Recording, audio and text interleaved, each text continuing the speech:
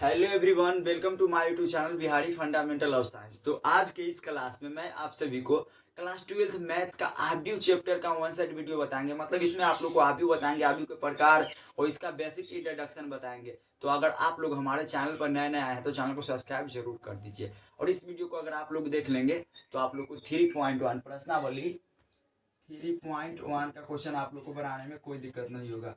Exercise 3.1 बनाने में आप लोग को कोई दिक्कत नहीं होगा और आप लोग आसानी से बना लेंगे। 3.1 को क्या आप लोग आसानी से बना लेंगे और आप लोग को कोई दिक्कत नहीं होगा। तो इसलिए आप लोग वीडियो को शुरू से अंतिम तक देखिएगा और आप लोग को जितना हम इस बोर्ड पर लिखा के आप लोग को कराएंगे आप लोग कॉपी में नोट करते जाइएगा। तो चलिए आते हैं। देखिए चैप्टर 3 है अध्याय 3 जिसका नाम है आव्यूह। अध्याय 3 आप लोग ऑफलाइन कोचिंग में जाइएगा या ऑनलाइन भी तो सबसे पहले चैप्टर स्टार्ट करेगा आव्यूह। क्योंकि आव्यूह होता है ना जो बहुत आसान चैप्टर होता है। इसमें मात्र जोड़ घटाव गुना यही करना पड़ता है और इसमें कुछ नहीं करना पड़ता। जोड़ घटाव गुना तो बहुत आसान चैप्टर है। इसको आप लोग से इससे आप लोग को कितना 10 नंबर आप लोग को मिल जाएगा और डिटर्मिनेंट दोनों मिला के ना आप लोग को कितना 17 नंबर। आव्यूह और डिटर्मिनेंट मिला के आप लोग को 17 नंबर मिल जाएगा इससे। तो आप लोग इसको ध्यान से पढ़िएगा, ध्यानपूर्वक देखिए।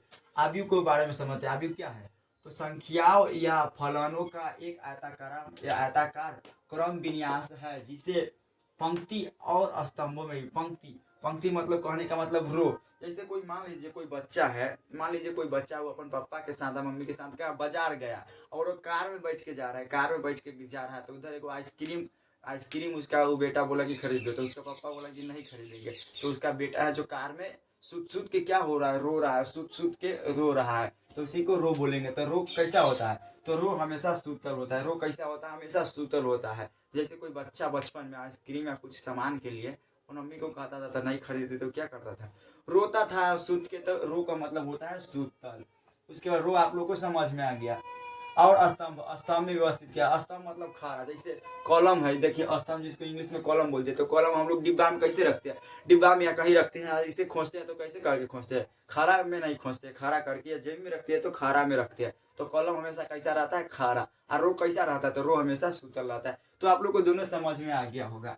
अब देखिए इन्हें आमतौर पर बड़े कोष्ठक या छोटे कोष्ठक के अंदर लिखा जाता है और इन्हें आमतौर पर न बड़ा ब्राइकेट या छोटा ब्राइकेट के अंतर्गत लिखा जाता है। इन्हें आमतौर पर न बड़े कोष्ठक या छोटे कोष्ठक के अंतर्गत लिखा जाता है। आव्यूह के अंदर की संख्याओं को अवयव कहते हैं। और आव्यूह के अंदर यहाँ पर देखिए आव्यूह के अंदर में जो संख्या होगा 2 होगा, 4 होगा, 6 और इसके अंतर्गत इसके अंदर में जो संख्या होगा उसको हम लोग क्या बोलेंगे? इसको हम लोग बोलेंगे अवयव। आव्यूह के अंदर की संख्या को हम लोग अवयव बोलेंगे। तो अवयव भी आप लोग को समझ में आ जाएगा। और इसे अंग्रेजी के बड़े ABCD से लिखा जाता है। बड़े ABCD से लिखा जाता है। जैसे यहाँ पर देखिए A हो गया, B हो गया, C D E हो गया, डैश डैश से लिखा जाता है। तो इतना आप लोग को समझ में आ गया होगा। तो इसको अब मिटा देते हैं। तो आप लोग रुक जाइए 1 मिनट। तो यहाँ तक आप लोग को समझ में आ गया था। तो अब हम आप लोग को बताते हैं कि अभी को ना अंग्रेजी के बड़े अक्षर में लिखा जाता है। जैसे A बराबर देखिए A बराबर ब्रैकेट के अंदर गया 2 हो गया, 4 हो गया, 6 हो गया, 2 हो गया, 4 6 8 7 यहाँ पर 3 हो गया। तो इन्हें अब ब्रैकेट के अंतर्गत लिखा जाता है। इन्हें ब्रैकेट के अंतर्गत बड़ी ब्रैकेट या छोटी ब्रैकेट के अंतर्गत भी लिखा जाता है। 2 4 6 3 तो इन्हें छोटी ब्रैकेट के अंतर्गत भी लिखा जाता है। या सी देखिए यहाँ पर इसको मझला ब्रैकेट के अंतर्गत लिखा जाता है। 9 6 2 5 7 2 3 4 और 2 तो लिखा जाता है। तो यहाँ तक आप लोग को बेहतर तरीके से समझ में आ गया। यहाँ तक तो आप लोग को कोई दिक्कत नहीं होगा। और यहाँ पर देखिए जो यहाँ पर जो सूतल है इसको क्या बोलेंगे? तो इसको हम लोग रो बोलेंगे। रो रो रो को हिंदी में क्या बोलते हैं? पंक्ति। तो पंक्ति इसको हम लोग बोलते हैं। इसको पंक्ति बोलते हैं। जो यहाँ पर खारा है, यहाँ पर जो खारा है, खारा इसको क्या बोलेंगे? तो इसको बोलेंगे स्तंभ। इसको क्या बोलेंगे? स्तंभ बोलेंगे। इसमें भी देखिए यहाँ पर जो सूतल है इसको क्या बोलेंगे? तो इसको बोलेंगे क्या? पंक्ति। पंक्ति यानी रो। पंक्ति कहने का मतलब रो। और इसको क्या बोलेंगे? कॉलम। कॉलम कहने का मतलब स्तंभ बोलेंगे। तो आप लोग को पंक्ति और स्तंभ दोनों बढ़िया तरीका से समझ में आ गया। और आव्यूह को हमेशा ना अंग्रेजी के बड़े अक्षर में लिखा जाता है। और इसके अंतर्गत में जितने भी आती है ना संख्या इसको हम लोग क्या बोलेंगे? इसको हम लोग एलिमेंट बोलेंगे। तो आप लोग को बताया कि संख्या या फलनों के रूप में लिख सकते हैं। फलन कहने का मतलब देखिए यहाँ पर फलन कहने का मतलब हम लोग लिख सकते हैं 10 inverse x cot inverse x। यहाँ पर भी लिख सकते हैं 10 इनवर्स x इधर कॉट इनवर्स x। तो यहाँ तक आप लोग को समझ में आ गया, या इसको ऐसे भी लिख सकते हैं, देखिए साइन स्क्वायर थीटा, और यहाँ पर लिख सकते हैं कॉस स्क्वायर थीटा, यहाँ पर लिख सकते हैं साइन स्क्वायर थीटा, इंटू में यहाँ पर लिख सकते हैं कॉस स्क्वायर थीटा। यहाँ तक आप लोग को समझ में आ गया, तो आप लोग इसको भी नोट कर लीजिए, इसको स्क्रीनशॉट ले लीजिए, या तो आप लोग अपना कॉपी में नोट कर लीजिए जरूर। यहाँ तक आप लोग को समझ में आ गया, तो इसको हम अभी मिटा देते हैं। तो आप लोग को वहां तक बढ़िया तरीका से समझ में आ गया होगा। तो आप लोग अब बताएंगे आव्यूह की विशेषता। तो यह है जिसको आप लोग जरूर समझिए, इसको हम समझा दिए लेकिन फिर से अभी आप लोग एक बार रिपीट करा देते हैं। देखिए आव्यूह की विशेषता में पहला है पंक्ति। तो पंक्ति में हम बताए थे कि आप लोगों को कोई बच्चा है जो क्या हमारा आइसक्रीम के लिए क्या है, रो रहा है, तो पंक्ति में क्या होता है, क्षैतिज रेखाओं को हम लोग पंक्ति कहते हैं। जैसे यहाँ पर ए बराबर देखिए 2 4 6, और यहाँ पर क्या हो गया है, तो यहाँ पर जो सूतल है इसको हम लोग क्या बोलते हैं, इसको हम लोग क्या बोलते हैं, इसको हम लोग बोलते हैं पंक्ति। और जो खारा है, जो खारा है C1 और C2, जो खारा है उसको हम लोग क्या बोलते हैं, उसको हम लोग कॉलम बोलते हैं। तो जो सूतल रहता है उसको हम लोग पंक्ति बोलते हैं, और जो खारा रहता है उसको हम लोग कॉलम बोलते हैं। तो पंक्ति, क्षैतिज रेखाओं को पंक्ति कहते हैं। क्षैतिज रेखा है ना, इसको हम लोग पंक्ति बोलेंगे, इसको भी हम लोग पंक्ति बोलेंगे। उसके बाद स्तंभ, ऊर्ध्वाधर रेखाओं को स्तंभ कहते हैं। ऊर्ध्वाधर रेखा है ना, इसको हम लोग क्या बोलेंगे, तो इसको हम लोग स्तंभ बोलेंगे।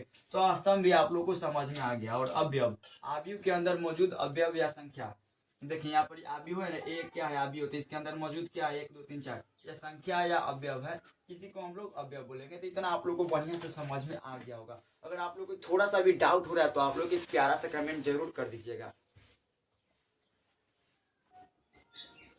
तो अब चलिए देखते हैं आव्यूह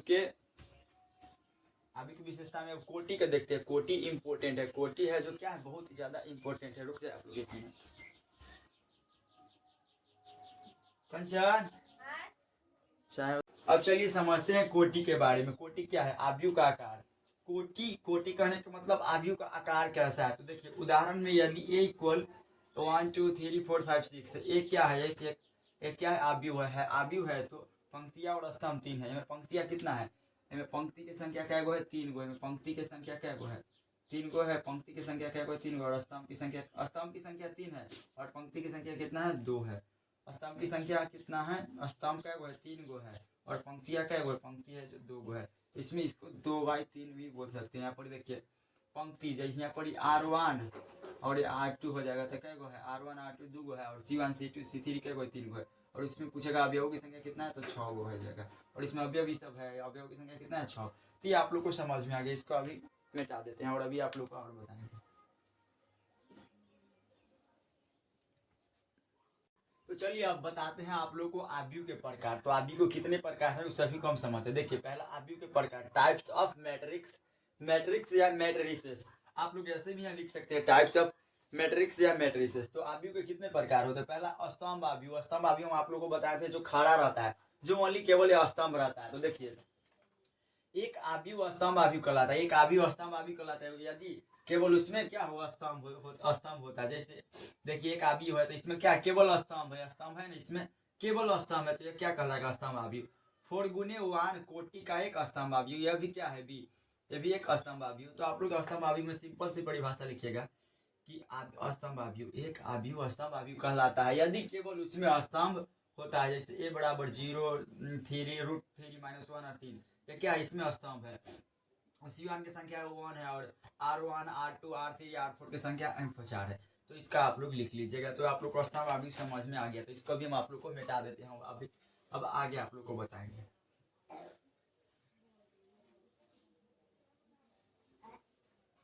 यहाँ तक आप लोग को समझ में आ गया, और यहाँ तक आप लोग को कोई दिक्कत नहीं हुआ होगा। अब देखिए आगे हम आप लोग को बताते हैं। स्तंभ अभी समझ में आ गया आप लोग को।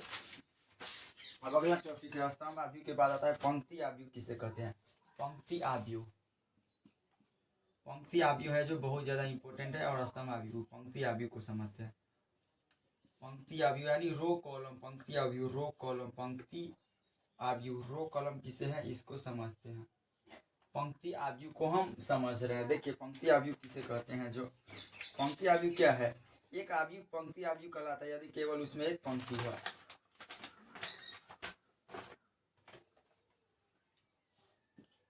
एक आव्यूह एक आव्यूह पंक्ति आव्यूह कहलाता है। एक आव्यूह पंक्ति आव्यूह कहलाता है। एक आव्यूह पंक्ति आव्यूह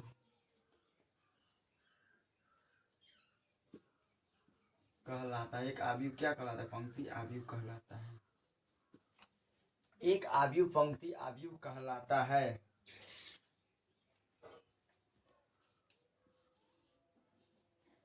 एक आव्यूह पंक्ति आव्यूह कहलाता है यदि केवल उसमें एक पंक्ति हो, यदि केवल उसमें एक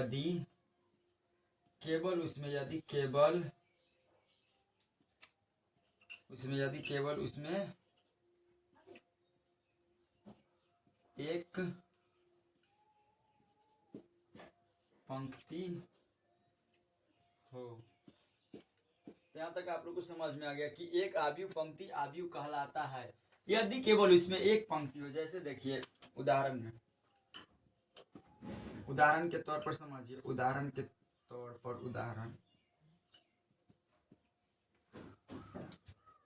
-1/2√5 हीरी और यहाँ पर 2। इसमें क्या है? केवल इसमें क्या है? इसमें पंक्ति है तो यह क्या कहलाएगा? पंक्ति आव्यूह। इसमें केवल क्या है? पंक्ति R1 है तो यह क्या कहलाएगा? पंक्ति आव्यूह कहलाएगा।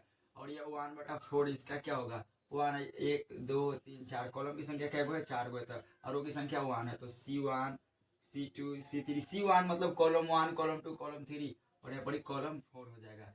तो 1 × 4 कोटि का आव्यूह है। कोटि का इसका कोटि है। और इसमें अवयव की संख्या पूछेगा। अवयव पूछेगा। अवयव तो अवयव की संख्या तो आप लोग 1 में 4 से गुना कर दीजिएगा। रो को ना कॉलम से गुना कर दीजिएगा। इसमें 4 आ जाएगा। अवयव क्या है? इसमें 4 को 1 2 3 4। तो यहाँ तक आप लोग को समझ में आ गया। पंक्ति आव्यूह के बारे में आप लोग को समझ में आ गया। अब आप लोग को हम वर्ग आव्यूह बताते हैं। इसको भी हम आप लोग को मिटा देते हैं। उसके बाद अब आप लोग को वर्ग आव्यूह बताते हैं। तो यहाँ तक आप लोग को पंक्ति आव्यूह समझ में आ गया। अब वो वर्ग आव्यूह को समझते हैं। इसको आप लोग नोट जरूर कर लीजिएगा।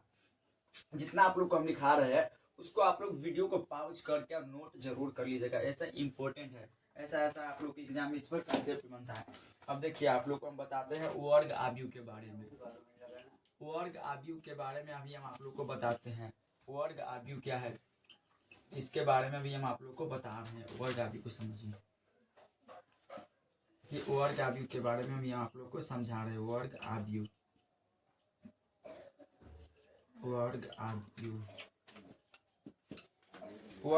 एक आव्यूह जिसमें पंक्ति की संख्या स्तंभों की संख्या के समान होती है। एक आव्यूह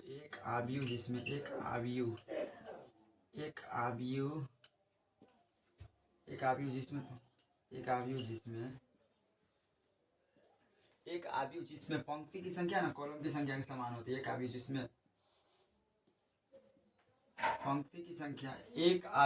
पंक्ति की संख्या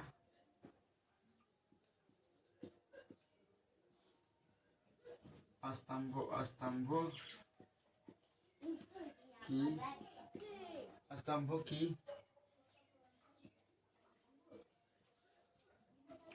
की संख्या के समान हो उसे वर्ग आव्यूह कहते हैं। उसे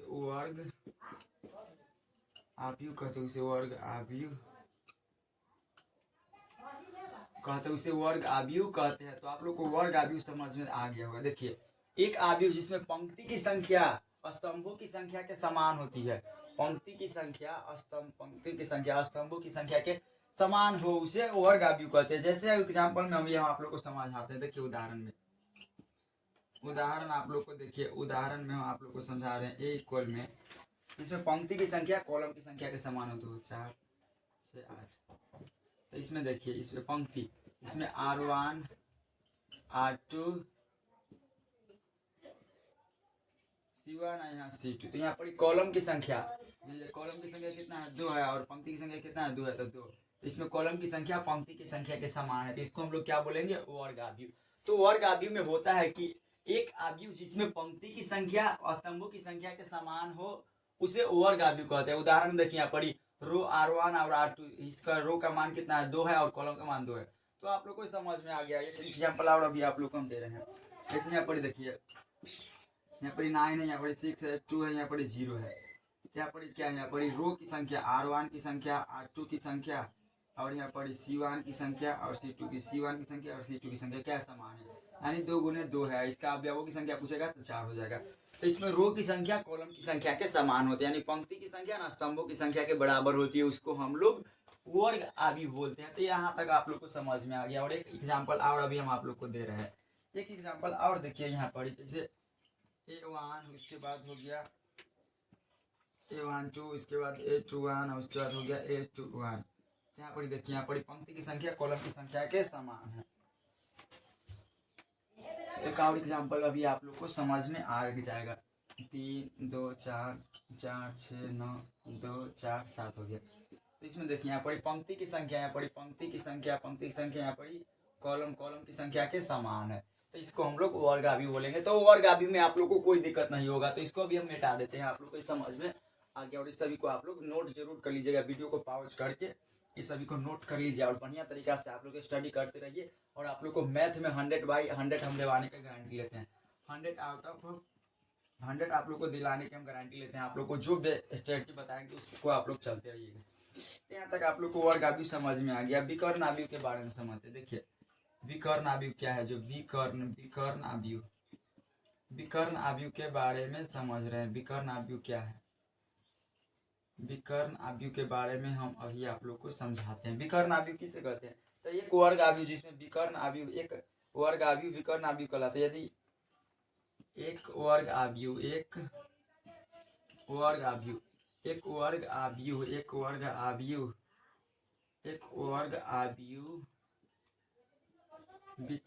कहलाता है। एक वर्ग आव्यूह विकर्ण आव्यूह कहलाता है। एक वर्ग आव्यूह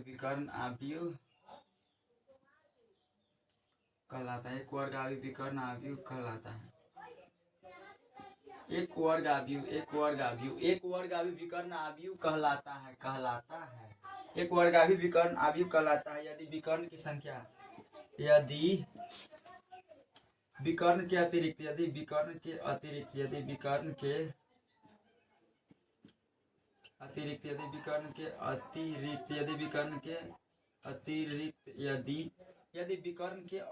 इसके सभी अवयव क्या हो, विकर्ण के अतिरिक्त इसके अन्य सभी अवयव शून्य, इसके अन्य सभी अवयव शून्य हो। तो इसको आप लोग नोट जरूर कर लिएगा कि एक वर्ग आव्यूह विकर्ण आव्यूह कहलाता है यदि विकर्ण के अतिरिक्त इसके सभी अन्य अवयव क्या हो, शून्य हो। उदाहरण में समझिए, उदाहरण से आप लोग को बढ़िया से समझ में आ जाएगा। उदाहरण से आप लोग को बढ़िया से समझ में आएगा। उदाहरण में देखिए, जैसे ए हो गया यहाँ पर 4, इसमें विकर्ण क्या है, 4 है इसमें विकर्ण है। उसके अलावा यहाँ पर देखिए बी में हो गया, जैसे विकर्ण के अलावा ना सभी अवयव क्या होगा, शून्य होगा। यहाँ पर 0 है, यहाँ पर 2 है। तो इसमें देखिए विकर्ण, यहाँ पर -1 और 2 क्या है इसका, विकर्ण है। -1 और 2 क्या है इसका, विकर्ण है। विकर्ण आव्यूह है। -1 और 2 है जो क्या है, विकर्ण आव्यूह है।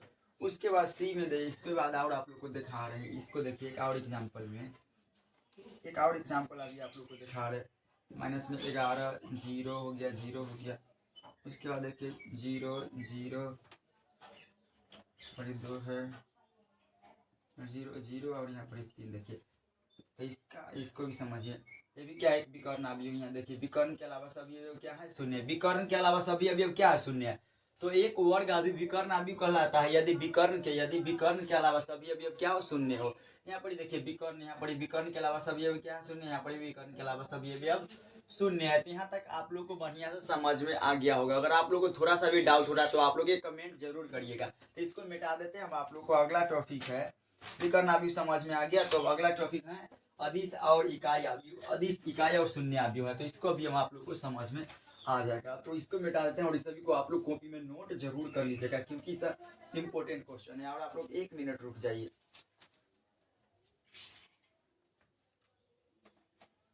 ये तो यहाँ तक समझ में आ गया होगा।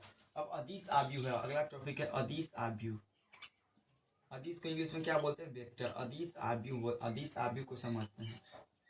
अदिश आव्यूह क्या है, इसको हम अभी आप लोग को हम बता रहे हैं। अदिश आव्यूह को अभी समझाते हैं। अदिश आव्यूह किसे कहते हैं? तो एक वर्ग आव्यूह जिसके विकर्ण के सब एक विकर्ण आव्यूह अदिश आव्यूह कहलाता है यदि विकर्ण के अवयव समान हो। एक विकर्ण आव्यूह अदिश आव्यूह कहलाता है। एक विकर्ण आव्यूह एक विकर्ण आव्यूह एक विकर्ण आव्यूह अदिश आव्यूह कहलाता है। एक विकर्ण आव्यूह अदिश आव्यूह एक विकर्ण आव्यूह अदिश आव्यूह एक विकर्ण आव्यूह अदिश आव्यूह कहलाता है। एक विकर्ण आव्यूह क्या कहलाता है? अदिश आव्यूह कहलाता है। एक विकर्ण आव्यूह अदिश आव्यूह कहलाता है यदि इसके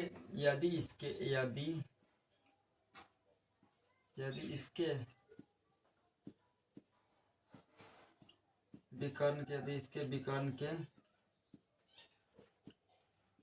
सभी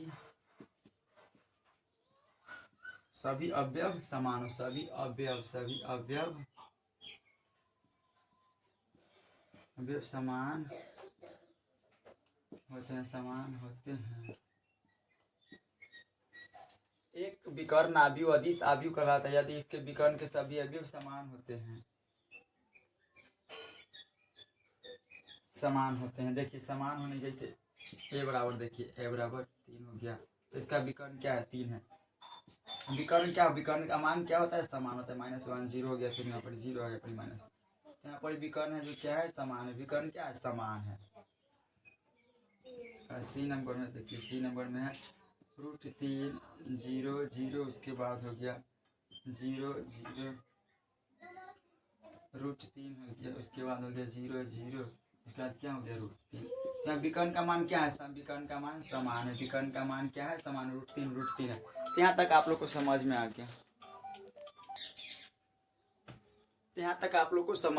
गया। होगा। यहाँ तक में तो आप लोग को कोई दिक्कत नहीं होगा। तो अब अगला टॉपिक पर चलते हैं। तो वहां तक आप लोग को समझ में आ गया। तो आइए अब देखते हैं इसका इकाई या तत्समक आव्यूह। पहले है इकाई या तत्समक आव्यूह। तो इकाई और तत्समक आव्यूह को बढ़िया तरीका से समझते। देखिए, एक वर्ग आव्यूह जिसके विकर्ण के सभी अवयव शून्य होते हैं। एक वर्ग आव्यूह जिसके विकर्ण के सभी अवयव क्या होते हैं? शून्य होते हैं। इकाई आव्यूह कहलाते हैं। जैसे देखिए उदाहरण में a बराबर क्या चिन्ह है और यहाँ पर b एक आव्यूह है तो इसका विकर्ण क्या है? विकर्ण 1 है और इसके अलावा सभी मान क्या है? शून्य है। उसके बाद c में देखिए एक वर्ग आव्यूह है तो इसमें क्या है? इसके विकर्ण के अलावा सभी अवयव क्या है? यहाँ पर देखिए 1 1 तीनों है जो क्या है? ये तीनों विकर्ण है, उसके अलावा सभी अवयव क्या है? शून्य है। तो इसी को हम लोग बोलते हैं इकाई या तत्समक आव्यूह। तो आप लोग को इकाई या तत्समक आव्यूह बढ़िया से समझ में आ गया। एक और आप लोग को हम बता दें। देखिए, इकाई या तत्समक आव्यूह एक वर्ग आव्यूह जिसके विकर्ण के सभी अवयव शून्य होते हैं इकाई आव्यूह कहलाता है। जैसे देखिए उदाहरण में a बराबर 1 और b बराबर में 1। विकर्ण के कितना है? विकर्ण का मान इसमें 1 है और उसके अलावा सभी अवयव क्या है? शून्य है। इसमें विकर्ण का मान कितना? 1 है, उसके अलावा सभी अवयव क्या है? शून्य है। तो इसको हम लोग बोलेंगे इकाई या तत्समक आव्यूह। तो ये आप लोग को समझ में आ गया। अब देखिए शून्य आव्यूह क्या है? एक आव्यूह शून्य आव्यूह अथवा रिक्त आव्यूह कहलाता है। एक आव्यूह शून्य अथवा रिक्त आव्यूह कहलाता है यदि उसके सभी अवयव शून्य होते। देखिए उदाहरण में a हो गया, b हो गया तो इसका सभी अवयव क्या है? शून्य। c है तो इसका सभी अवयव शून्य है। तो आप लोग को समझ में आ गया। शून्य आव्यूह किसे कहते हैं? तो ऐसा वर्ग आव्यूह जिसके अवयव के सभी अवयव क्या होता है? शून्य होता है, उसे शून्य आव्यूह कहते हैं। तो आप लोग को इकाई आव्यूह और शून्य आव्यूह समझ में आ गया और आप लोग को हम जितना बताएं उसका समझ में आ गया। अगर पीडीएफ इसका लेना चाहते हैं तो आप लोग को हैंड रिटन नोट्स तैयार किया गया है। आप लोग देख लीजिए, हैंड रिटन नोट्स है तो आप लोग को यह ग्रुप में डाल दिया जाएगा। तो कैसा लगा वीडियो आप लोग एक प्यारा सा कमेंट करके जरूर बताइए। और अगला वीडियो आप लोग को 7 बजे मिलेगा फिजिक्स का। तो अभी आप लोग को मैथ और फिजिक्स चलेगा और हिंदी का भी हम बहुत जल्दी स्टार्ट कर रहे हैं। तब तक के लिए जय हिंद, वंदे मातरम। Take care, love you, God bless, have a nice.